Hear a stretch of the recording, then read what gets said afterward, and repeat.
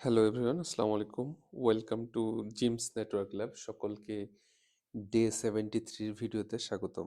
So আজকের ভিডিওতে আমরা দেখব যে ডাইনামিক রাউটিং এর যেই ডিস্টেন্স ভেক্টর অ্যালগরিদমের প্রোটোকল রিপ সেটা কি এবং এটা কিভাবে কাজ করে সেটা, এবং এইটার পরের ভিডিওতে আমরা দেখব যে মূলত ল্যাব সেকশনটা কিভাবে কাজ করে। So configuration is very much straight forward, খুব বেশি জটিলতা নাই, বাট থিওরিটা একটু জানা দরকার আপনার। তো প্রথম কথা হচ্ছে বাস্তব জীবনে এইটা ইউজ করা হয় না, but still you should know how it works. So বাস্তবে আপনারা অটোনোমাস সিস্টেমের ক্ষেত্রে ওএসপিএফ সবচেয়ে বেশি পপুলার, এবং ডিফারেন্ট অটোনোমাস সিস্টেমকে কানেক্ট করার জন্য যেটা ইজিপি, দ্যাট মিন্স বিজিবি, সেটা হচ্ছে বর্ডার গেটওয়ে প্রোটোকল, সেটা ইউজ করা হয় আইএসপিগুলোতে বেশিরভাগই। এবং আইএসপির যে ইন্টারনাল স্ট্রাকচার, সেখানে বেশিরভাগ ক্ষেত্রেই লিঙ্কেস্টেড যেই রাউটিংটা আছে সেখানকার II IS intermediate system to intermediate system use করা হয়। ওকে, সো রিপ যদি আমরা বলি, রিপের ফুল ফর্ম হচ্ছে এটা রাউটিং ইনফরমেশন প্রোটোকল। ওকে, এটা একটা distance vector protocol. First of all এটা হপ বেসিসে কাজ করে। হপটা কি জিনিস আমি যদি একটা জিনিস দেখাই, লেটস সে আমি এই যে গুগলে গেলাম, হ্যাঁ, গুগলে যাওয়ার পরে এই যে ইউটিউব আমি ব্রাউজারে হিট করলাম, করার পরে আমার এই যে ইউটিউব আসলো, এই ভিডিওতে ক্লিক করলে এই ভিডিওটা প্লে হবে, হ্যাঁ। তো আলটিমেটলি এটা কিভাবে আসলো, কিভাবে আপনার ডিভাইসে আসলো সেটা যদি দেখি, তো আমরা সিএমডিতে যাই, যাওয়ার পর যদি টিয়ার্স ট্রেস ডট ইউটিউব.com দিই, .com, সো কি হয় দেখুন। আলটিমেটলি ইউটিউব হচ্ছে একটা আহ, আমাদের হিউম্যান আন্ডারস্ট্যান্ডিং এর জন্য একটা লেটার ওয়ার্ড, হ্যাঁ, যেটা ডিএনএস, এটার রিয়েল যে আইপি সেটা হচ্ছে এটা, এটাতেই আলটিমেটলি ট্রান্সলেট হয়। সেটা আমি পরে ডিসকাস করব কিভাবে হয়। সো এখানে দেখেন কি হচ্ছে, আপনি যখন আপনার ব্রাউজারে ইউটিউব হিট করছেন, সেটা আলটিমেটলি কিভাবে ইউটিউবের কাছে যাচ্ছে সেটা আমরা একটু দেখছি। প্রথমে হচ্ছে আপনার যে বাসার রাউটার, সেখানে আমার বাসার এইটা আইপিটা যদি কপি করি, আমি ব্রাউজারে হিট করি,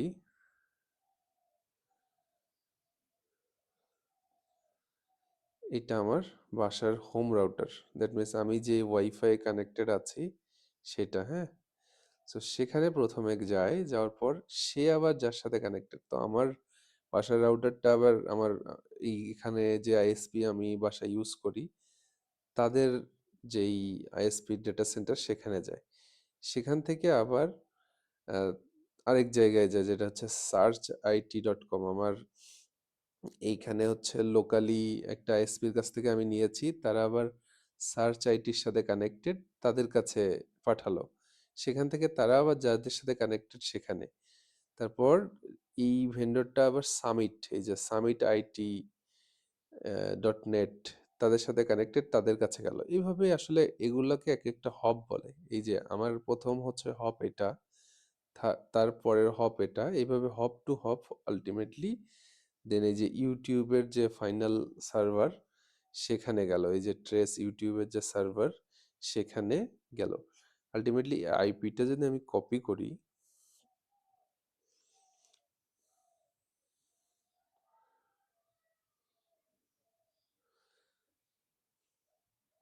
গুগল, সো এইটা হচ্ছে ফাইনালি ট্রেস কমপ্লিট, এখান থেকে আমার রিপ্লেটা আসছে। ইউটিউব আলটিমেটলি গুগলেরই একটা অঙ্গ প্রতিষ্ঠান আর কি। সো গুগল, ইউটিউব সহ গুগল ক্লাউড সবগুলো গুগলের মালিকানাধীন প্রতিষ্ঠান। সো এইভাবে এই এক একটা হপ টু হপ হচ্ছে আমার রাউটিংটা হচ্ছে।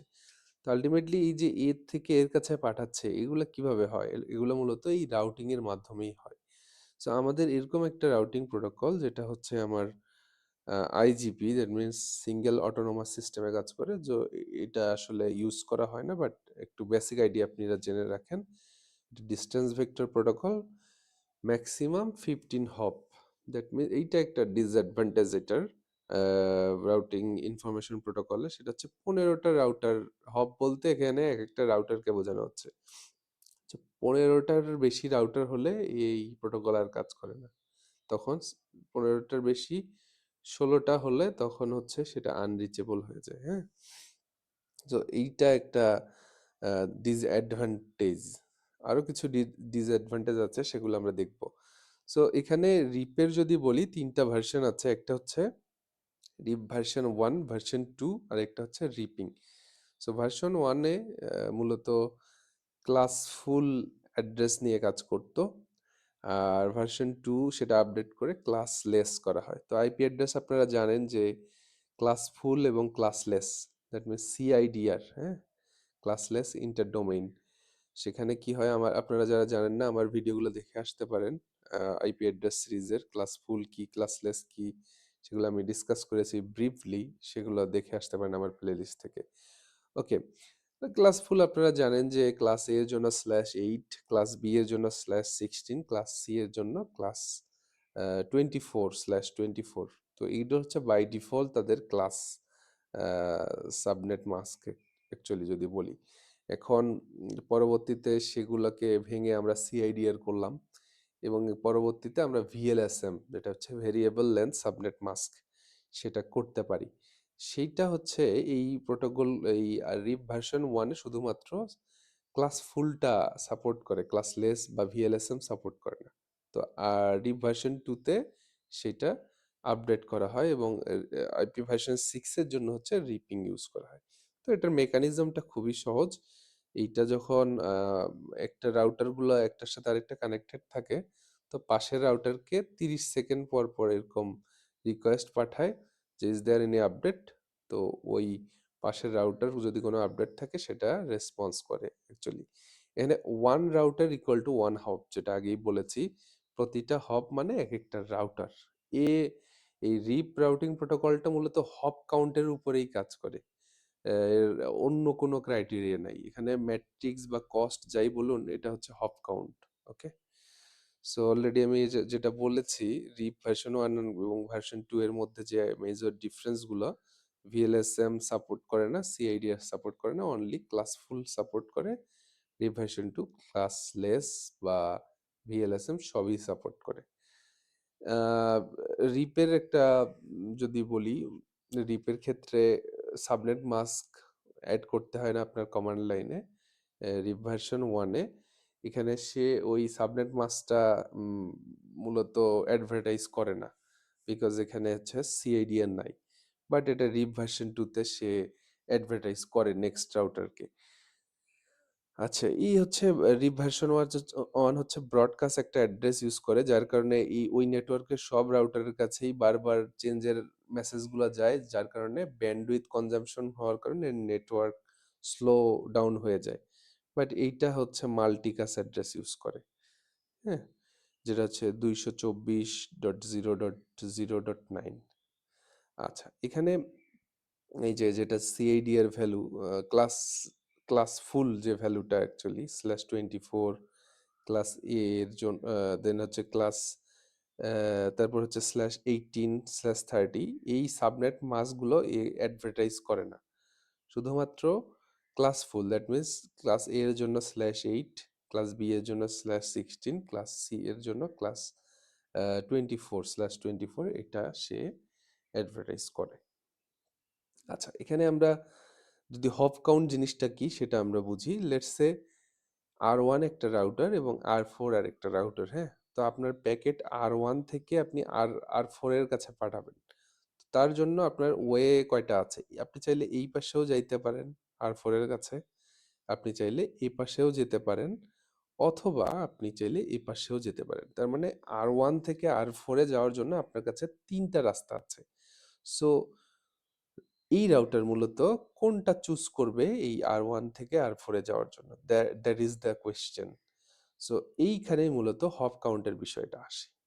তো আমি আগেই বলেছি যে রিপ মূলত লোয়েস্ট হপ কাউন্টটা ক্যালকুলেট করে এবং সে পাশেই প্যাকেটটা পাঠায়। তার মানে আমরা যদি হপ কাউন্ট করি যে এখান থেকে এই রাউটারের কাছে যাওয়ার জন্য এটাকে আমরা ধরতে পারি একটা হপ, এখান থেকে আবার এখানে যাওয়ার জন্য তার মানে দুইটা হপ, এইখান থেকে এই পর্যন্ত হচ্ছে দুইটা হপ, এখান থেকে একটা, এখান থেকে একটা, দুইটা, এবং এখান থেকে এই পর্যন্ত কয়টা হয়, এই জায়গায় আরেকটা হপ, তিনটা হপ। তার মানে এই R1 থেকে R4 পর্যন্ত আমি যদি প্রথম ওয়ে দিয়ে যাই আমার কাছে তিনটা হপ আসে। Okay fine. সেকেন্ড ওয়ে দিয়ে যদি যাই তাহলে আমার হপ আসতেছে কয়টা, একটা, দুইটা। আর যদি থার্ড ওয়ে দিয়ে যাই তাহলে হপ আসতেছে এক, দুই, তিন, চার, তাই তো? সো আপনার R1 সিলেক্ট কোনটা করবে, দ্যাট ইজ দ্য কোয়েশ্চেন। হ্যাঁ, তাহলে R1 সিলেক্ট করবে মূলত এইটা, বিকজ রিপ হচ্ছে কম হপ কাউন্ট নিয়ে কাজ করে মূলত। মানে এখান থেকে এখানে যাওয়ার জন্য আমার দুইটা যেহেতু হপ আছে তার মানে ডেটাটা এই পাশ দিয়ে ফরওয়ার্ড করে দিবে। ওকে, তাহলে যেটা বলেছিলাম এই পাশে আমার দুইটা হপস আছে, মাঝখান দিয়ে এই পাশে গেলে তিনটা, এই পাশে গেলে চারটা। তো এই পাশে আমার শর্টেস্ট ওয়ে, এইটা রাস্তা, তাহলে প্যাকেটটা ওই পাশে ফরওয়ার্ড হবে। আচ্ছা, এখন লেটস সে সিচুয়েশনটা এরকম হলো যে R1 থেকে R3-তে যাওয়ার জন্য যেই পাশেই আপনি যান হপ কাউন্ট সেম, মানে হচ্ছে এই পাশেও যদি যান প্রথম ওয়ে দিয়ে একটা, দুইটা, তিনটা হপ, আবার এই পাশে যদি যান তাহলে একটা, দুইটা, তিনটা, যেই পাশে যাচ্ছেন আপনার same number of hops. So in that scenario router কি করবে? হ্যাঁ, তখন মূলত আমাদের যেই কনসেপ্টটা আসতেছে যে এই পাশেও তিনটা হপ, এই পাশেও তিনটা হপ, তখন আমাদের কনসেপ্টটা আসতেছে হচ্ছে লোড ব্যালেন্সিং। হ্যাঁ, সো লোড ব্যালেন্সিং জিনিসটা কি? লোড ব্যালেন্সিং মানে আপনার কাছে লেটস সে আপনি আম, কোনো একটা অ্যাসাইনমেন্ট আপনার কাছে আছে জমা দেওয়ার, আর 10 ঘন্টা টাইম আছে জমা দেওয়ার জন্য। তা আপনি কি করলেন, এটাকে একবারে না করে আপনি বললেন যে যেহেতু 10 ঘন্টা টাইম আছে সেহেতু আমি এটা সকালবেলা একটু করি, দুপুরবেলা একটু করি, রাত্রে বা টাইম শেষ হওয়ার আগে আগে 10 ঘন্টার মধ্যে বাকিটুকু করে সাবমিট করব। তো এই যে আপনি আপনার লোডটাকে ব্যালেন্স করে নিলেন, একবারে না করে আপনি ডিভাইড করে দিলেন। তো এরকম রাউটার এরকম একটা স্ট্র্যাটেজি নেয়, সেটা হচ্ছে সে ট্রাফিকগুলোকে ডিভাইড করে। হ্যাঁ, ইসিএমপি লোড ব্যালেন্সিং যে অ্যালগোরিদম সেটা হচ্ছে ইকুয়াল কস্ট মাল্টিপাথ। হ্যাঁ, সো ইকুয়াল কস্ট মাল্টিপাথ বলতে আপনার সোর্স থেকে ডেস্টিনেশন পর্যন্ত যাওয়ার জন্য একই কস্ট, কিন্তু রাস্তা আছে মাল্টিপল। তখন কি করে সে লোড ব্যালেন্সিং করে কিছু ট্রাফিক এই দিক দিয়ে পাঠায়, কিছু ট্রাফিক এই দিক দিয়ে পাঠায়। সেক্ষেত্রে কি হয়, এখান থেকে যদি প্রথমে এই দিক দিয়ে কিছু ট্রাফিকটা পাঠায় তার মানে সোর্স থেকে ডেস্টিনেশন একই, তখন ওই বাকি ট্রাফিকগুলো মোটামুটি এই দিক দিয়েই পাঠায়। আবার কিছু জায়গায় এটা এই দিক দিয়েও পাঠায়, সে আসলে তার মতো করে তার যে অ্যালগোরিদম আছে সেটা দিয়ে সে লোডটাকে ব্যালেন্স করে ডেস্টিনেশনের কাছে পাঠিয়ে দেয়। ওকে, এটার একটা ডিসঅ্যাডভান্টেজ আছে, সেটা কিরকম? সো যেহেতু রিপ হচ্ছে হপ কাউন্ট করে মূলত, যে আপনার আহ, কত শর্টেস্ট হপ দিয়ে সোর্স থেকে ডেস্টিনেশনে যাওয়া যাবে সেটুকুই তার মধ্যে কাজ করে, আর বাকি কিছু সে দেখে না। তো লেটস সে R1 থেকে R3-তে যাওয়ার জন্য তিনটা রাস্তা আছে, এই পাশ দিয়েও যেতে পারে, এই পাশ দিয়েও যেতে পারে, এই পাশ দিয়েও যেতে পারে। হ্যাঁ, তো আমি যদি 1 নাম্বার ওয়ে দিয়ে যাই তাহলে এক, দুই, তিনটা হপ। 2 নাম্বার ওয়ে দিয়ে যদি যাই তাহলে আমার দুইটা হপ। 3 নাম্বার ওয়ে দিয়ে গেলে চারটা হপ। তো 3 নাম্বার ওয়ে দিয়ে আলটিমেটলি এমনিও যাবে না, হয় এটা দিয়ে যাবে কারণ এটা শর্টেস্ট ওয়ে। কিন্তু এখানে খেয়াল করুন, এই যে রাউটারটা সে কিন্তু আরো অনেকগুলো রাউটারের সাথে কানেক্টেড এবং তার রাউটিং টেবিল মোটামুটি বিজি। সে সবসময় প্যাকেট ফরওয়ার্ডিং করতেছে, অন্য রাউটারের সাথে কানেক্ট করছে, বিভিন্ন ট্রাফিক পাস করছে, কারণ ওর সাথে আরো কিছু রাউটার আছে। তো সে মোটামুটি হচ্ছে বিজি থাকে অল টাইম। তো এই পাশে যদি ট্রাফিকটা পাঠায় তাহলে কিন্তু একটা স্লোনেসের চান্স রয়েছে। কিন্তু রিপ কি করে? রিপ আসলে তার স্লো এবং ফাস্ট সে সেটা দেখে না। সে দেখে মূলত আহ, কোন পাশে গেলে আমার সব থেকে শর্টেস্ট হপ থাকবে সেটাতে সে পাঠায়। তার মানে এই পাশে যদিও সে মানে স্লোনেস কাজ করতে পারে, বাট সে কিন্তু এই পাশেই প্যাকেটটা পাঠাবে। এখন যদি এই পাশে প্যাকেটটা পাঠাতো, এই ইন্টারফেস গুলো হচ্ছে গিগাবাইট ইথারনেট লেটসে, এই পাশে যদি আমি পাঠাইতাম তাহলে আমার কিন্তু ট্রাফিকটা ফাস্ট কাজ করতো, কিন্তু যেহেতু আমি এই পাশ দিয়ে পাঠাচ্ছি স্লো কাজ করবে। সো এইটাই হচ্ছে মূলত একটা ডিসঅ্যাডভান্টেজ, তার মধ্যে এই ইয়াটা নাই, ইন্টেলিজেন্সটা নাই যে আমাকে এই শুধু হপ কাউন্ট বাদ দিয়ে অন্য মেজারমেন্টেও বা অন্য ম্যাট্রিক্সেও আমি ডেটাটা পাঠাতে পারি। আচ্ছা, সো ডিসঅ্যাডভান্টেজেস অফ রিপ কি কি আছে অলরেডি আমি বলেছি, যে এটা হচ্ছে 15টা বেশি হপ কাউন্ট করতে পারে না, এটা একটা ডিসঅ্যাডভান্টেজ। রিপ ভার্সন 1-এ হচ্ছে ক্লাসফুল শুধু নিয়ে কাজ করে, সে আপনার ভিএলএসএম নিয়ে কাজ করে না, এটা ব্রডকাস্ট করে এবং 30 সেকেন্ড পর পর হচ্ছে এদের আপডেটগুলো আসে আর কি রাউটিং টেবিলের, যার কারণে এটা ব্যান্ডউইথ ইউটিলাইজেশনটা ভালোভাবে হয় না, যদিও এটা চেঞ্জ করা যায় 30 সেকেন্ডকে, but still it has a slow convergence rate. Administrative distance বলতে কি বোঝাচ্ছে এটা আমি নিয়ে আরো ব্রিফ আলোচনা করব, বাট একটুকু জানা রাখেন প্রত্যেকটা রাউটিং প্রোটোকলের একটা অ্যাডমিনিস্ট্রেটিভ ডিস্টেন্স আছে। সো এইটা মানে কি, লেটস সে এইটা মানে হচ্ছে পাওয়ার। যেমন একটা জেলার মধ্যে কিছু পাওয়ার থাকে, যে আচ্ছা পুলিশের যে থানার ওসি তার একটা পাওয়ার আছে, তাকে যদি অ্যাডমিনিস্ট্রেটিভ ডিস্টেন্স আমি 10 দিই, তাহলে ওই ওই জেলার এসপি যিনি আছেন তার অ্যাডমিনিস্ট্রেটিভ পাওয়ার হচ্ছে 20, 10-এর থেকে কম আর কি, কম ধরেন 5, কম মানে হচ্ছে বেশি পাওয়ারফুল। তো আবার ওই বিভাগের যিনি ডেপুটি কমিশনার আছেন ওনার পাওয়ার আর একটু বেশি, তার মানে 5 থেকে 2 দিলাম। এবং ধরেন যে স্বরাষ্ট্রমন্ত্রী, তার পাওয়ার সব থেকে বেশি, তো তাকে আমি 1 দিলাম। তাহলে সবচেয়ে কম যার এডি ভ্যালু সে হচ্ছে সবচেয়ে পাওয়ারফুল। সো এরকম রাউটিং যে প্রোটোকলগুলো আছে তাদের মূলত এডি ভ্যালু আছে, অ্যাডমিনিস্ট্রেটিভ ডিস্টেন্স ভ্যালু, যেটার উপরেই মূলত কোন রাউটিংটা ইউজ করা হবে সেটা ডিফাইন করা হয়। সো আপনার লেটসে একটা রাউটারে আপনি 3-4টা রাউটিং প্রোটোকল ইউজ করছেন, তাহলে কোনটা আগে কাজ করবে? সো সেইটার ক্ষেত্রে মূলত অ্যাডমিনিস্ট্রেটিভ ডিস্টেন্স বা এডি ভ্যালুটা কাজ করে।